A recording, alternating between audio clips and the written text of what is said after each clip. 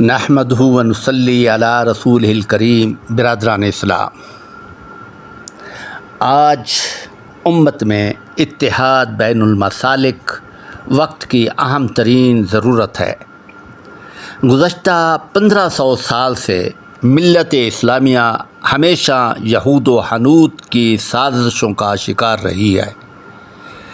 آپس کے تفرقہ اور انتشار، فرقہ بازی اور گروہ بندی نے ملت اسلامیہ کے اتحاد و یکجہتی کو پارا پارا کر دیا ہے۔ ذرا غور فرمائیں، مسلمانوں کا خدا ایک، اسلام ایک، پیغمبر ایک، کتاب ایک، پھر اختلاف کیوں؟ آج مسلمانوں کے دو بڑے گروہوں کے درمیان سب سے بڑا اختلاف ایک منصب خلافت پر ہے، جس کو تقریباً 1500 سال کا عرصہ دراز گزر چکا ہے۔ اہل سنت حضرات کہتے ہیں کہ وہ ایک حق تھا، حقداروں کو مل چکا۔ اہل تشریح حضرات کہتے ہیں کہ نہیں، حق اوروں کا تھا، ان کو نہ ملا۔ اگر پوچھیں کہ انہوں نے اپنا حق خود کیوں نہ لیا، جواب ملتا ہے کہ صبر کیا، درگزر کیا اور سکوت کیا۔ سوال ہوتا ہے کہ حق دینے والے موجود ہیں؟ جواب ملتا ہے نہیں۔ حق لینے والے موجود ہیں؟ جواب ملتا ہے نہیں۔ جب صورت حال یہ ہو تو ہم آپس میں دست گریباں کیوں؟ پھر اپنے پیشواؤں اور ائمہ کی تعلیمات سے روگردانی اور انکار کیوں؟ خلافت اول ہو یا آخر، وہ سب پاک پاکیزہ ہستیاں آپس میں شیر و شکر، باہم متحد اور متفق، ایک دوسرے کے دستے بازو، وزیر و مشیر تھے۔ اپنے اپنے دور خلافت میں اسلام کی نشر و اشاعت کے لیے جس قدر عظیم خدمات، جس قدر عظیم کارہائے نمایاں سر انجام دیے، وہ اپنی مثال آپ ہیں۔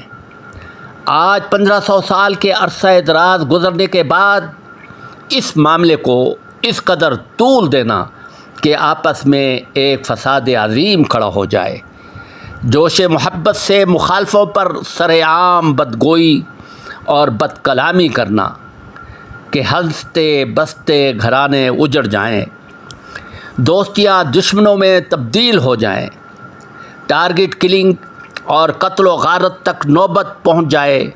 کہاں کی عقل، کہاں کا اخلاق، کہاں کی تہذیب و انسانیت ہے؟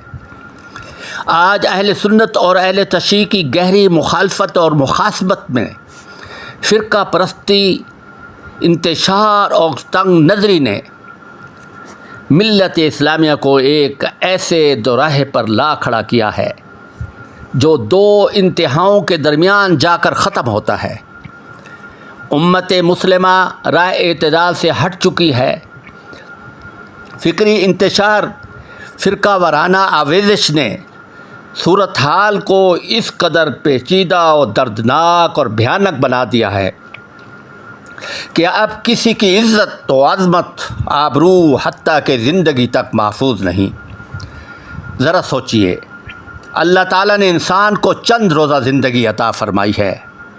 ہم سب ایک ہی منزل کے مقصود کے مسافر ہیں۔ ہم سب ایک ہی منزل مقصود کے مسافر ہیں۔ دنیا جو مزرعۃ الآخرت ہے، آپس میں مل جل کر ایک دوسرے سے پیار و محبت، اتحاد و اتفاق سے ایک دوسرے کا بوجھ اٹھاتے چلیں گے تو ہنستے کھیلتے راستہ کٹ جائے گا۔ عدم برداشت، لڑائی جھگڑوں سے نقصان اٹھائیں گے۔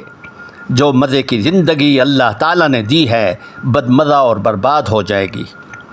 ان اعلیٰ برگزیدہ پاک و پاکیزہ ہستیوں نے اپنے اپنے دور میں اسلام کی سربلندی کے لیے اپنا تن من دھن قربان کر کے اللہ اور رسول سے اپنی خوشنودی اور رضا تو رضی اللہ عنہم ورضوا عنہ کا سرٹیفکیٹ حاصل کر کے دنیا ہی میں جنت میں اعلیٰ مقام کی بشارتیں حاصل کر چکے ہیں۔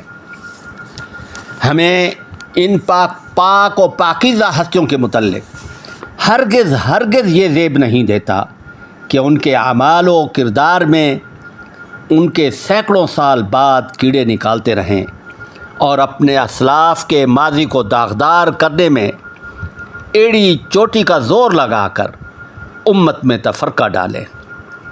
آج وقت کی اہم ضرورت ملت اسلامیہ کے منتشر اور متصادم گروہوں میں یگانگت اور یکجہتی کی اشد ضرورت ہے۔ سیدنا حضرت علی کرم اللہ وجہہ کا فرمان کے مطابق خبردار فرقہ بندی سے بچتے رہو۔ جو شخص فرقہ بندی کا داعی ہو اسے کاٹ کر دور رکھ دو، اگرچہ میری ہی دستار کے نیچے ہو۔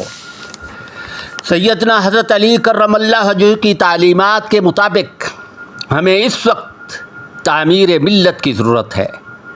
مسلم امت کے اتحاد، مسالک میں ہم آہنگی، فرقہ وارانہ تشدد کے خاتمہ اور امن کی بالادستی کے لیے ہمیں ایک دوسرے کے مقدسات کی عزت و احترام، عظمت و شانوں کو ملحوظ رکھنا ہوگا۔ جس طرح اہل سنت کے نزدیک اہل بیت عظام رضوان اللہ اجمعین کا تقدس، مرتبہ و مقام جزو ایمان ہے، اہل سنت کی کوئی نماز، کوئی عبادت، کوئی دعا اس وقت تک مکمل اور مقبول نہیں ہوتی جب تک اہل بیت اکرام پر درود و سلام نہ بھیجے۔ اسی طرح اہل سنت کے نزدیک خلفائے راشدین اور صحابہ کرام کا تقدس، مرتبہ و مقام بھی جزو ایمان ہے، جنہوں نے عملی طور پر اسلام کو دنیا میں نافذ کیا۔ اگر خلفائے راشدین کو اسلام کی تاریخ سے نکال دیا جائے تو پھر ہم کس اسلام کی اور قرآن و سنت کی بات کرتے ہیں، جن کی عزت و عظمت اور عصمت پر قرآن و سنت نے گواہی دی ہو۔ اس طرح اہل تشریع حضرات کو بھی اہل سنت کے مقدسات کا احترام کرنا فرض ہے۔ حکومت کے وقت کو چاہیے کہ امن کی بالادستی، یگانگت اور یکجہتی کے لیے قانون تحفظ ناموس اہل بیت عظام، ناموس تحفظ خلفائے راشدین اور صحابہ کرام فوری طور پر نافذ کرے تاکہ متشدد، متعصب، انتشار پسندوں کے خلاف فوری قانونی گرفت کی جا سکے۔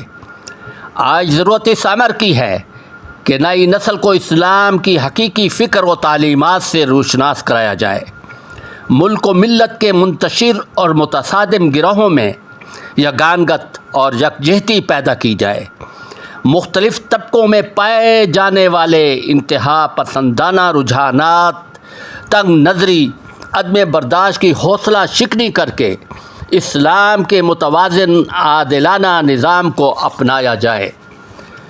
وما علینا الا البلاغ المبین۔